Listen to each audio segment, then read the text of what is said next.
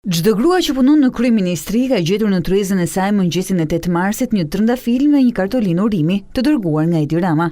Vetë shefi i qeverisë në pritjen e organizuar nga bashortja e tij për gratë e medias, politikës dhe shoqërisë civile, u bëri thirrje burrave të mos tremben nga seksi i kundërt. Sa më shumë vend gra dhe vajza të gjejnë në shoqëri dhe sa më shumë ne t'u besojmë grave dhe vajzave atë që konsensualisht u besojmë edhe brenda mureve të shtëpisë, aq më mirë do jetë për të gjithë dhe mbi të gjitha aq më mirë do jetë për burrat.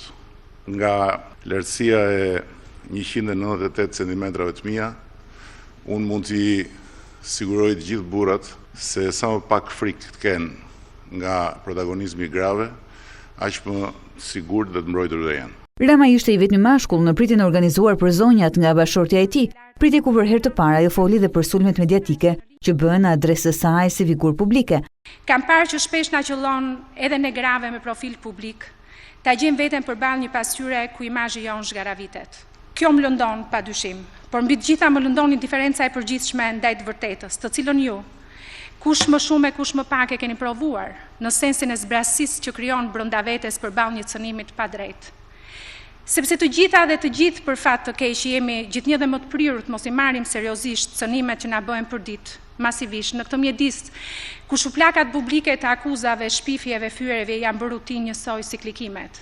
Megjithatë, zonja e kryeministrit zbuloi se realiteti nuk është aq gri. Sot në mëngjes, Zao me sinqeritetin e një bebeje, duke më parë bukur, drejt në sy, më tha diçka që më befasoi.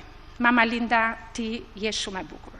Kjo më çarmatosi dhe më bëri të mendoj se fjala që kisha përgatitur për të thënë këtu para jush, vlente të hidhej në kosh dhe unë të besoja që e nesërmja do të jetë si kjo ditë e bukur plot diell 8 marsi. Ndërkohë dhe Ilir Meta ka qenë i vetmi mashkull në zyrën e ministres së integrimit, ku gratë e LSI-s vendosën të përcjellin mesazhin e urimit për 8 marsin. Sfidat janë më të lehta për t'u kapërcyer kur vajzat dhe gratë fuqizohen, sepse roli i tyre në shoqëri ka më shumë peshë, kur janë bashkë për një kauzë caktuar, mësoi të jetë shprehur Meta.